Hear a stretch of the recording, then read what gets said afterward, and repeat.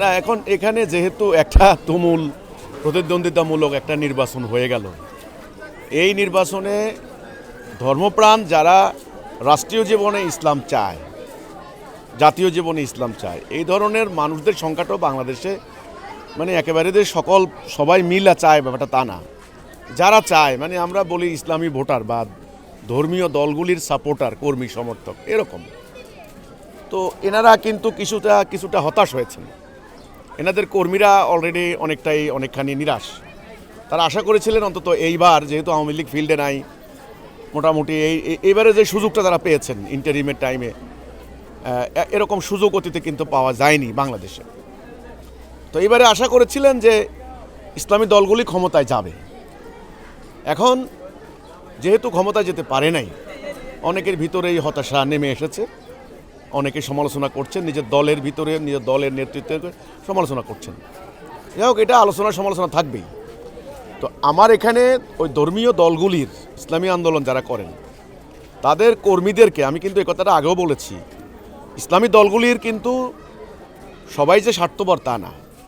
এখানে দুই প্রকার আছে। এক প্রকার হলো যারা নেতৃত্বে আছে বা কিছু লোক আছে তারা ক্ষমতার জন্য অথবা টাকা পয়সার জন্য অথবা মানে কোনো একটা স্বার্থের জন্য দল করে। এদের কাছে আওয়ামী লীগ, বিএনপি, জামাত, চরমোনা, জাতীয় পার্টি এটা কোনো ফ্যাক্টর না বা মুখ্য না।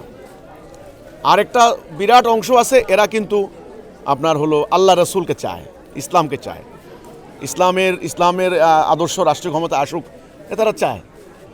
এই মানে খুব ধর্মপ্রাণ অনুপ্রাণিত যে কর্মীরা, ওরা কিন্তু হতাশ। ওদের উদ্দেশ্যে আমার বক্তব্য যে সেটা হচ্ছে, আমি যেটা বলেছি, আসলে তোমরা হতাশ হইও না, নিরাশ হইও না। আল্লাহ হক সত্য, কোরআন হক সত্য, নবী হক সত্য, এতে কোনো ভুল নাই। আল্লাহ কিন্তু ওয়াদা দিয়েছেন মোমেনকে বিজয় করবেন, এটা কিন্তু আল্লাহর ওয়াদা কিন্তু মিথ্যা না। এখন আমাদের এতগুলা ধর্মীয় দল, তাহলে তারা বিজয় লাভ করলো না কেন? তো এটার একটা একদম ন্যায়সঙ্গত মানে যুক্তিসঙ্গত অনেকগুলি কারণ আছে। আমি যেটা বলেছি সেটা হলো এই প্রক্রিয়া, এই তরিকায়, এই প্রসেসে তথাকথিত নির্বাচন প্রক্রিয়ার মধ্য দিয়ে আসলে ইসলাম জাতীয় রাষ্ট্রীয় জীবনের প্রতিষ্ঠা হবে না। আর এটা যে ইলেকশন প্রক্রিয়াটা যে কতখানি মেকানিজম, কতখানি ইঞ্জিনিয়ারিং, এটার ফাঁকে এটা কোন কোন জায়গায়, এটা বলার সময় অন্য একটা টাইমে। আপনি কল্পনা করতে পারবেন না নির্বাচন উপলক্ষে কত হাজার কোটি টাকা ব্যয় হয়েছে।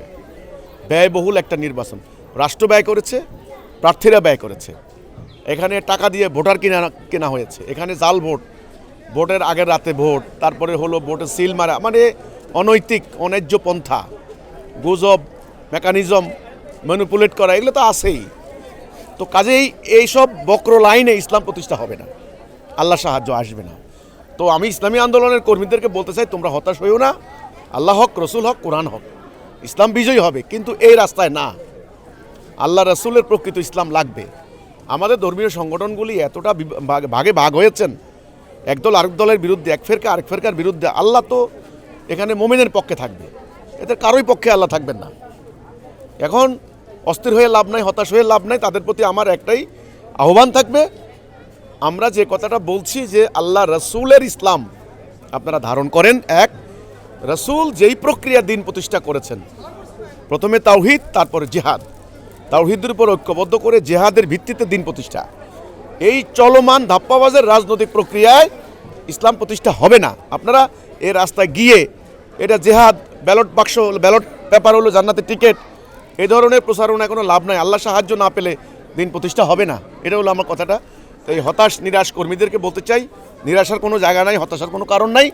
ইসলামের বিজয় কেউ ঠেকাইতে পারবে না, তবে এই তরিকায় না, চলমান তরিকায় বাদ দিতে হবে। কিন্তু এই ধাপ্পাবাজের রাজনীতিতে যত যাবেন, ওই একবার আসন পাবেন 50টা, আবার 10টা, আবার 100টা, আবার 20টা, এভাবে চলবে, কিন্তু বিজয়ের মুখ দেখবেন না।